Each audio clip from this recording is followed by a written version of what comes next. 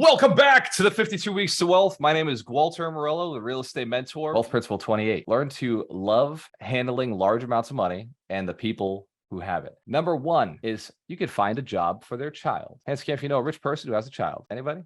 Yes. So their children are a big part of their lives. Number two, you could give to their charity. Anybody know a rich person with a charity? Is that like weird that they all have a charity? Every single one of them? Awesome.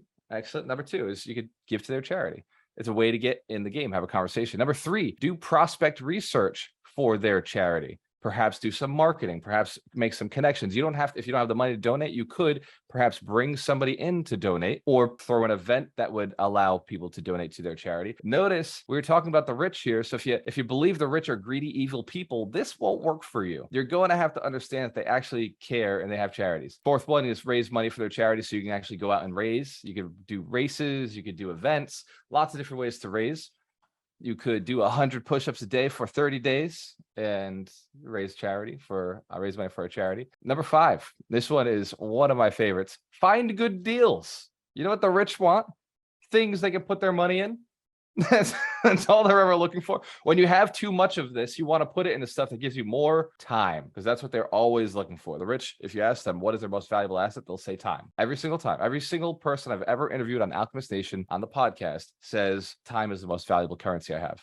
It's the most valuable thing in my life. Hence, Cam, if you've heard that before, you know that to be true in your own personal life. Excellent. So find them good deals that give them a great return on investment that are secure. Number six, provide them information that they may be seeking. Provide them with information they may be hunting for. That is one of my favorite strategies. In fact, there are many wealthy people on this call right now and in this series that I'm just providing them with information that they already know. And in most cases, they got rich because they know this stuff, but then it's a reminder. It's right back into, oh yeah, that's how I got here. Let me get back to my basics. Let me get back to what works. And if you've noticed that also, it's refocused you. It's gotten you back into what you're doing. That's providing knowledge. It's providing information, providing books. The rich trade books. One of the most interesting things I've discovered over the last few years, all my rich friends love reading books. And you know what they read? Books about mindset, books around success. Sometimes they'll read a book around something that they're looking to get into, an industry they've never been in before. Sometimes, like real estate investors, if you are walking and talking with a rich person who is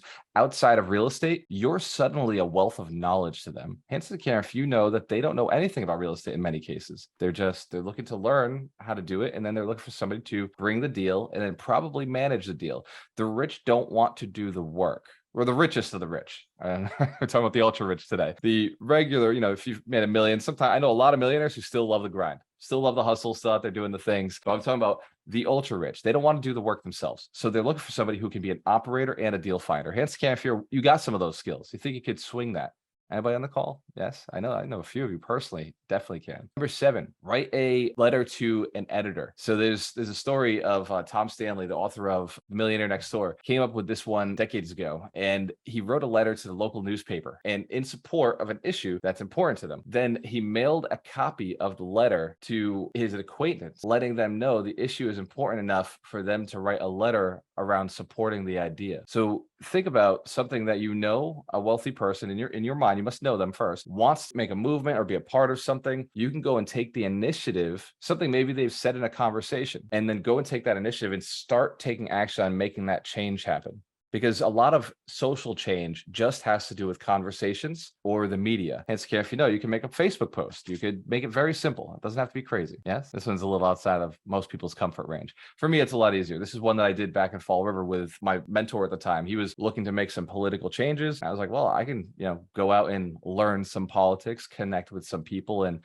maybe suggest that we eliminate trash barrel fees. Anybody know that you don't like paying trash barrel fees in your city? So it's annoying. So he said, yeah, it's frustrating. I was like, well, I'm going to go do something about it. I didn't change anything. I just took some action. And he thought that was really cool. That's the goal. You're looking to build relationships. 8, get their spouse to like you, right?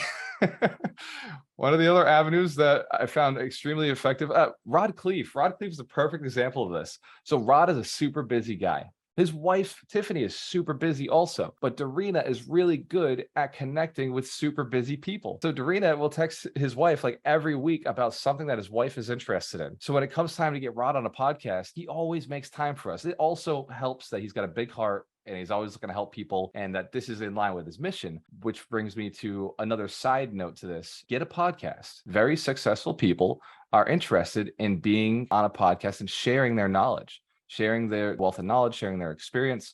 And in some cases, they've written books now and they're promoting their books. Hence, Karen, if you're catching some of these things, they're scary, right? Not everybody's going to take action on all of them, but these 10 are designed to help you think outside the box of a little thing that you could do. Number 9, you could send thank you notes. I know it sounds small, but this one time, this was part of my agency business when I was a real estate agent. I used to send out a thank you letter to every person I ever did business with, whether they were a client, whether they were a contractor, whether they're another real estate agent. Many of those real estate agents were multimillionaires.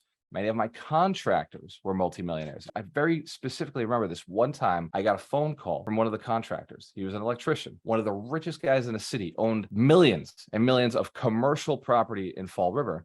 And he calls me up and he said, people don't do business like this anymore. Like that letter you wrote, he said, it's been years since anybody's written me a letter about, thanking me for my business, thanking me for my service, and thanking me for the opportunity to pay. That he said, man, you're going to go far in this business, and anything you ever need, you just let me know, because I wrote a letter. Hence the camera, if it's been a long time since you've written a letter to somebody you've done business with. Hence the camera, if you've never done it ever. I'm talking written letter, mailed with an old-fashioned stamp with an address. You have to know their address. And the idea is that, like, this is one of the rules that I had with Ron back in the day, was anytime we sent an invoice out, every so often I would take those invoices and I'd write a little letter that went with the invoice. We were paying our vendors. I just wanted to say, hey, thank you for the opportunity to work with you.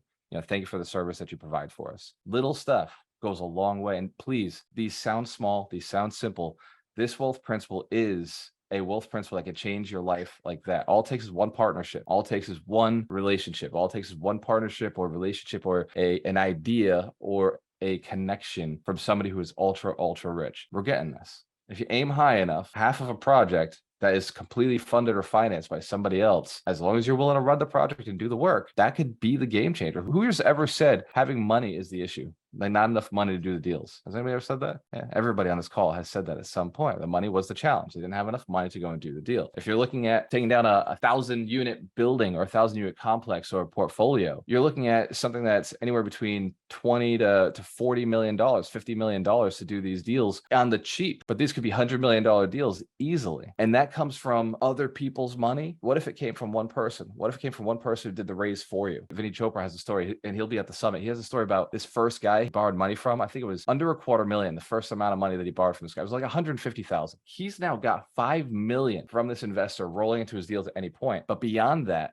he said this investor brought in 28 investors over the last 14 years. And those 28 investors are some of his biggest investors in his deals. It's about relationships. It really is about spending time with ultra wealthy people and finding out what they want. That's a very powerful lesson. Yes. Number 10, complement their generosity. Often nonprofit fundraising seems like this. Oh, you have money? We need money. You should give us money, right? In fact, sometimes even doing deals with real estate investors sounds like that. Hands Karen, if you've ever had somebody try to approach you and see if you invest in one of their deals, they're like, hey, we got a deal, send me money. Yeah, very impersonal, not cool. But as a third party member who is a member of an organization, you could thank them for their generosity. You could encourage them and say, wow, you did a great job looking at that deal and investing in that deal.